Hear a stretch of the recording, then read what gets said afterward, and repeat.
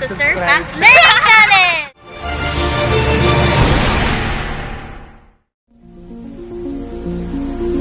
Origins and historical development of our current knowledge of optics are very interesting.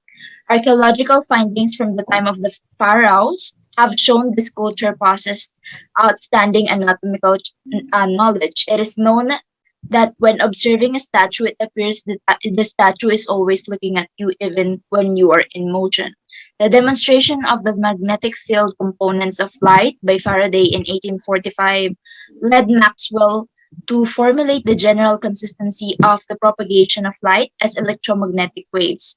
The famous Maxwell equations were described in his treatise of 1873. Max Planck in 1900s presented his results of the quantum nature of light.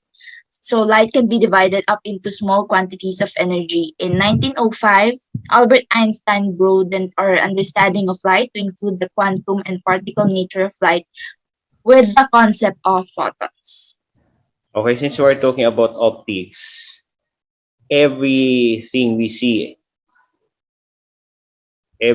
that we see around us, sabi nga dyan, napiperceive natin yan or nare-realize because of our eye na nakikita natin. At tinawag ito is sa Greek na optikas. So lahat ng nakikita natin, syempre, nare-realize din natin because of the optical instrument na meron tayo.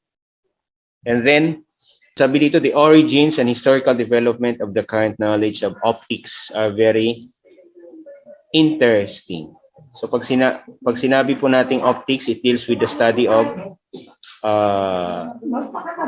it is a science that deals with the study of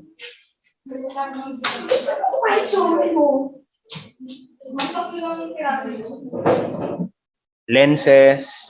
I think kasama din dyan yung waves.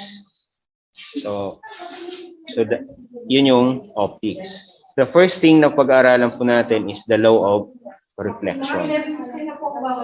Probably, mayroon naman kayong initial knowledge about law of reflection or reflection. What do you mean by reflection?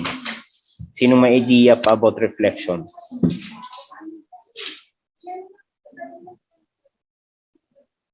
Yes, Marcos. Sir, in terms of light, sir, light bounces from one object to the eye of the ng tao. Kaya nakikita po natin yung object.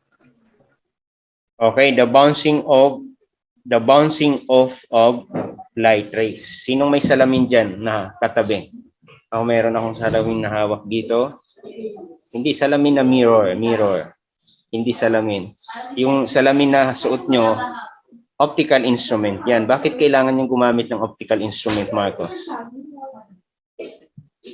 Why is it necessary for some na gumamit ng optical instrument katulad ng suot nyo? Sino yung papaliwanag bakit kailangan ng glass? Sa mga eyes po kasi sir, depende po siya. Like, yung iba po nearsighted, yung iba farsighted. So, yung through optical instruments po, dun natin nako-correct yung mga like yung blurry visions, yung pagmalayo ay hindi masyado makita ng mata. So, using converging lenses po, nagagawa po yung mga things like mag-a-appear po sila larger dahil po dun sa mga optical instruments na ginagawa po. Okay. Yes, Marcos. Additional. Anong number mo, ma'am? Po, sir, they also protect you from, sir, yung mga UV light po, sir. Okay, good. So, basically, to correct our vision, di ba? To correct our vision. Kasi yung diferensya sa vision is genetic eh. Genetic yung problema sa vision ng tao, genetic. So, yung sabi nga ni Marinel, to correct yung vision. And then, aside from that, yes, to protect from radiation.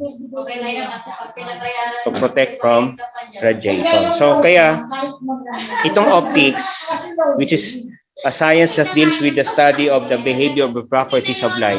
Ito yung pinaka-main focus natin na pag-aaralan po natin sa umagang ito. Yung first, is law of reflection. When we speak about reflection, the bouncing off of light rays from the surface. So dito, merong law of reflection, sabi dyan, the law of reflection states that the angle of reflection is equal to the angle of incidence. So nandito po sa ating illustration, yung incident ray is the source of light. Ibig sabihin the light ray coming from the source of light, and the reflected rays, the light rays that bounces off from the surface. So doon ang role ang sabi ni law of reflection, yung incident ray is equal to the reflected ray. That is the law of reflection. Kaya pag nanalamin ka, sino may salamin dyan? Ayan, may salamin ako dito. At may magic tong salamin. Sino may hawak na salamin? Tuturuan ko kayo ng magic.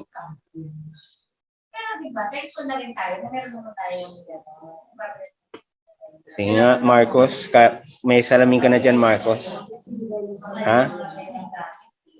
Yung mixer na to, magagamit ko pa po. Kasi at least hindi masyadong. May salamin nasa cellphone. So yung magic kasi dyan, halimbawa, gusto mo daw makakita ng multo, tumingin ka sa salamin, makikita mo yung multo. Yung dough roller na yan. Kasi malaki na yung mixer. At kung ano pa yung gusto mo ipakita sa salamin. Pero ibig kong sabihin, ano yan, 10 kilo. pag tumingin ka sa salamin, though it depends upon the surface eh. Kasi the reflection of light rays of the surface, nakadepende rin dun sa surface. Kasi kapag ang surface is rough, ang tendency, yung reflection niya is hindi equal to the incident ray, yung reflected ray. Hindi equal to the incident ray. Itong law of reflection, nag-a-apply lang siya dun sa mga surfaces na smooth surface. Okay? So dun lang nag-a-apply si law of reflection. Pero kapag rough surface, ang tendency, iba-iba yung reflected rays. Nagba-bounce off. So sabi dito, the law of reflection states that the angle of reflection equals to the angle of incidence. Whenever you look into a mirror or screen at sunlight glinting off a lake, you are seeing a reflection. So tingnan nyo yung salamin, yung pag nanalamin kayo, kung ano yung nandun sa salamin, yun na talaga ikaw. Maniwala ka na, yun na talaga ikaw. Huwag ka na mag-expect ng, sana kamukha ko si ganito. Tanggapin mo na lang yung nandun sa mirror na nakikita mo. Huwag lang dun sa iba kasi yung nandun sa mirror ng cellphone. Kasi pwede mong i-adjust yung light ng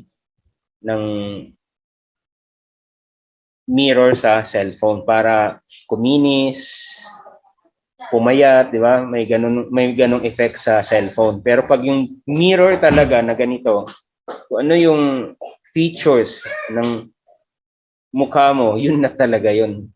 Yun na talaga yung final, wala nang magbabago. Okay? Kasi yung incident ray is equal to the reflected ray. Ibig sabihin, yung light na tumama sa mukha mo, yun yung magre-reflect dun sa salamin. Di ba?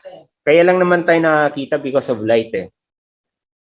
Subukan mo manalamin ng walang light. May makikita ka ba? Kasi nag-bounce yung light dun actually sa salamin na tumama sa'yo. Tapos kaya makikita mo dun kaya kung ano yung makikita mo dun sa salamin, yun din yung itsura mo. Ang sabi dito, whenever you look at the text in a book, you are actually seeing the light that is reflected from it.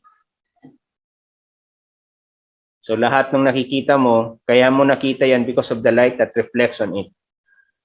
Large telescope use reflections to form images of stars and other astronomical objects. The only way we can see an object that does not itself emit light if the object reflects light. Okay? So that's the law of reflection. The angle of incident ray is equal to the angle of reflected ray. However, Malus law states that At the beginning of the 19th century, the only known way to generate polarized light was a calcite crystal. In 1808, using a calcite crystal, Etienne Louis Malus discovered that natural incident light became polarized when it was reflected by a glass surface, and that the light reflected close to an angle of incidence of 57 degrees could be extinguished when viewed through the crystal. He then proposed that natural light consisted of the S and P polarization, which were perpendicular to each other. Since the intensity of the reflected light varied from a maximum to a minimum as the crystal was rotated, Malus proposed that the amplitude of the reflected beam must be A is equal to A0 cos theta. However, in order to obtain the intensity, Malus squared the amplitude relation so that the intensity equation I of the reflected polarized light was yung given na equation where IO is equal to AO2. This equation is known as Malus law. A normalized plot of Malus law is shown below. sabi diyan, si Louis Malus discovered that natural incident light became polarized when it was reflected by a glass surface. So napopolarize. What do you mean by polarize? Anong ibig sabihin ng polarize? Ito yung na-discover ni Malus. Ang sabi niya,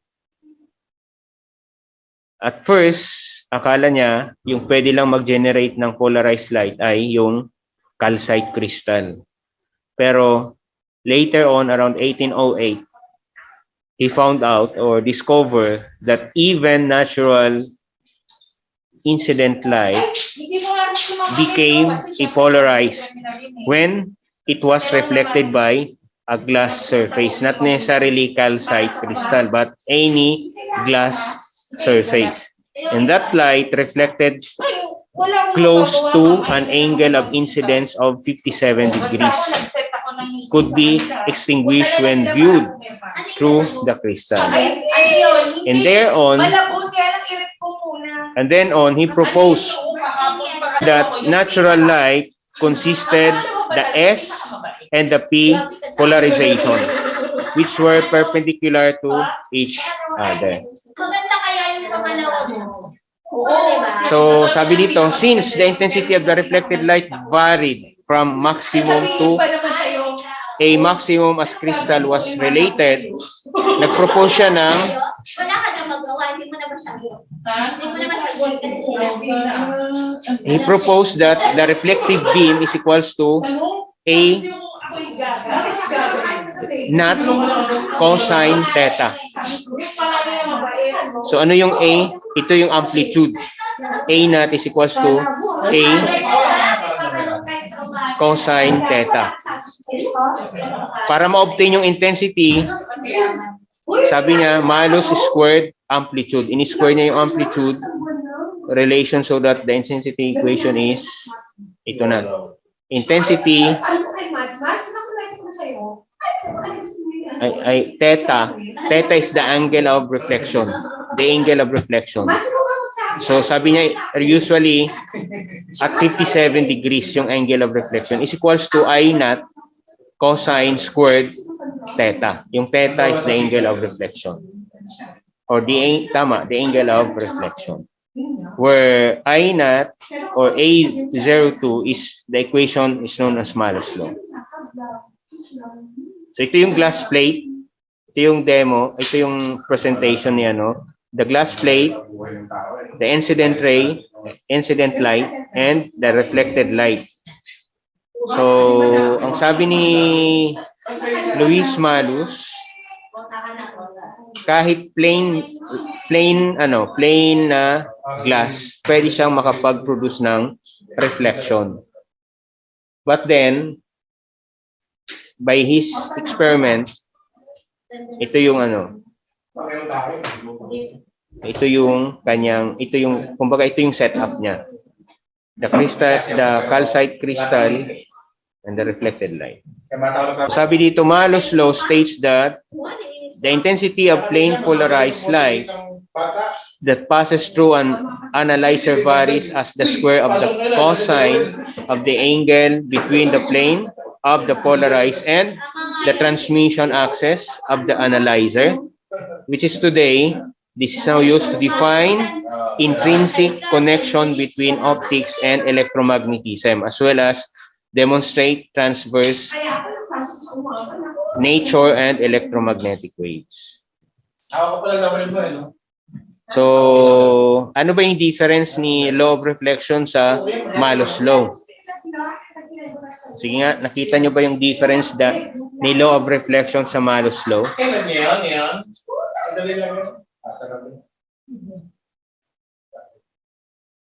Ano yung difference? Sabihin mo na lang ako, ha? Sa law of reflection, any surface, kahit anong surface. Yeah?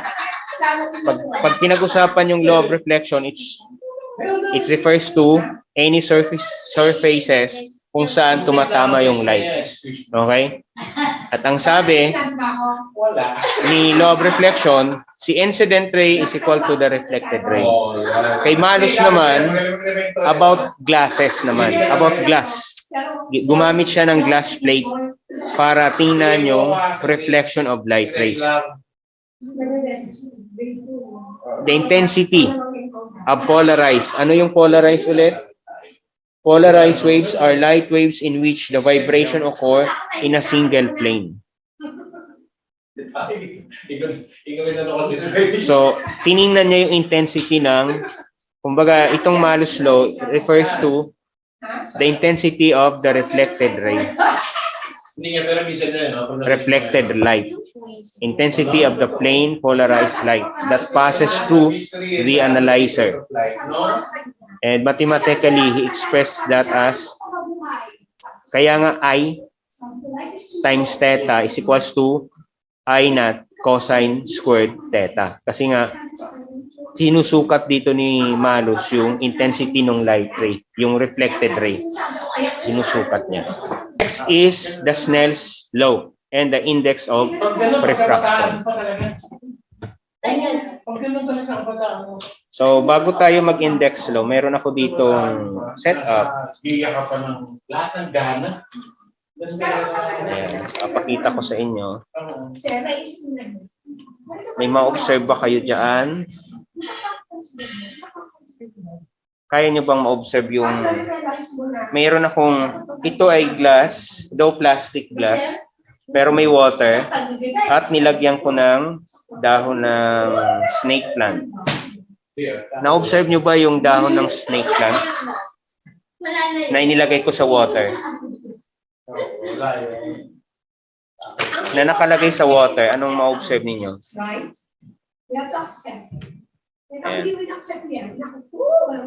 Hindi, ang importante doon, o ito doon sa ginawa. Ito, nakikita nyo, di ba? So possibly, nandito yung snake plant. Pero, makikita mo, nandito yung kanyang... Na-observe nyo ba yung nakikita ko sa ano? Kasama yan eh, kasi... Ayan ko. Pagdating ng ganito, alam mo na si Irma, ayan na. Ayan o.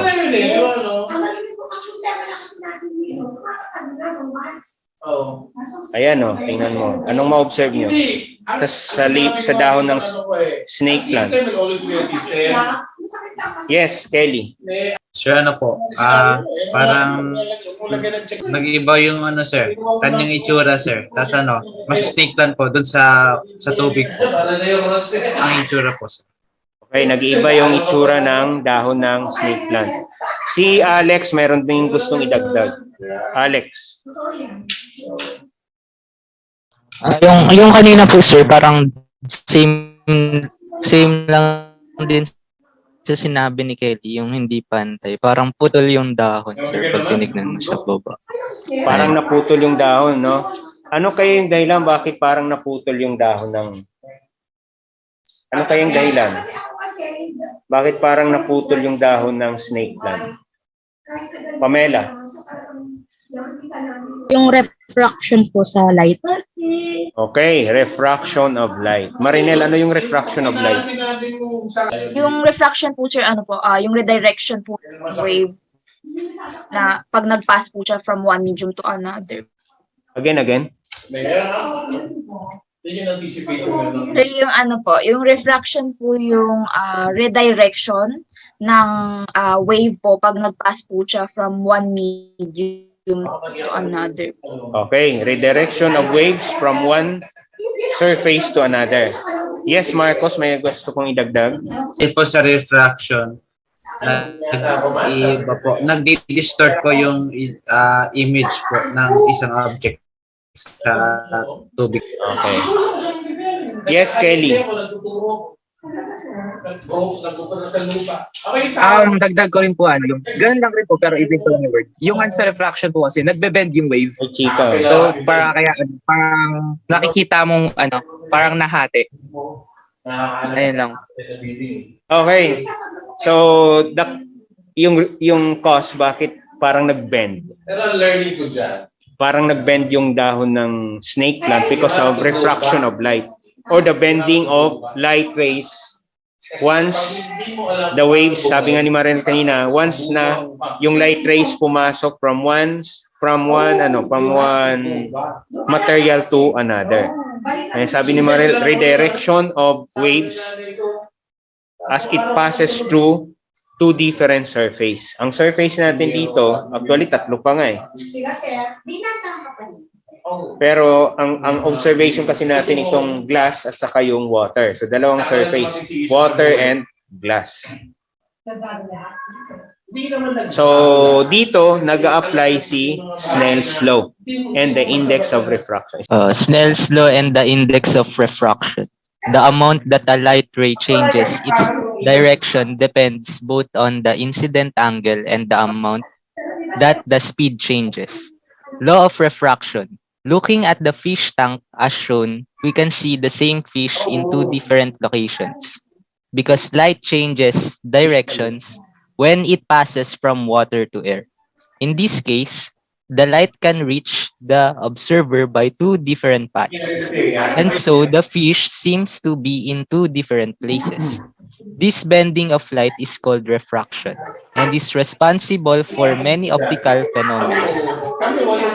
Refraction, the changing of a light ray's direction, loosely called bending, when it passes through variations in matter.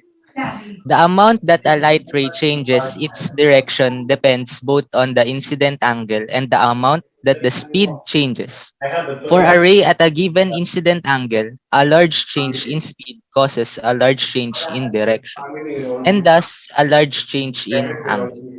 The exact mathematical relationship is the law of refraction, or Snell's law, which is stated in equation form as n1 sine theta 1 is equal to n2 sine theta 2. Here, n1 and n2 are the indices of refraction for medium 1 and 2. And theta 1 and theta 2 are the angles between the rays and the perpendicular in medium 1 and 2. The incoming ray is called the incident ray and the outgoing ray, the refracted ray. And the associated angles, the incident angle and the refracted angle. The law of refraction is also called Snell's law, after the Dutch mathematician Wilbrord Snell, who discovered it in 1621. Snell's experiments showed that the law of refraction was obeyed and that a characteristic index of refraction n could be assigned to a given medium. Kaya nag-bend, bakit nag-bend yung snake plant sa water? Because of nagbabago yung speed of light, di ba? Pag nagtumama yung light rays sa magkaibang surface, nagbabago yung speed of light. Kasi in every surface, may kanya-kanyang speed of light doon. So isang reason po yun. And the law of refraction refers to, yung law of refraction is called as the law of, or the Snell's law.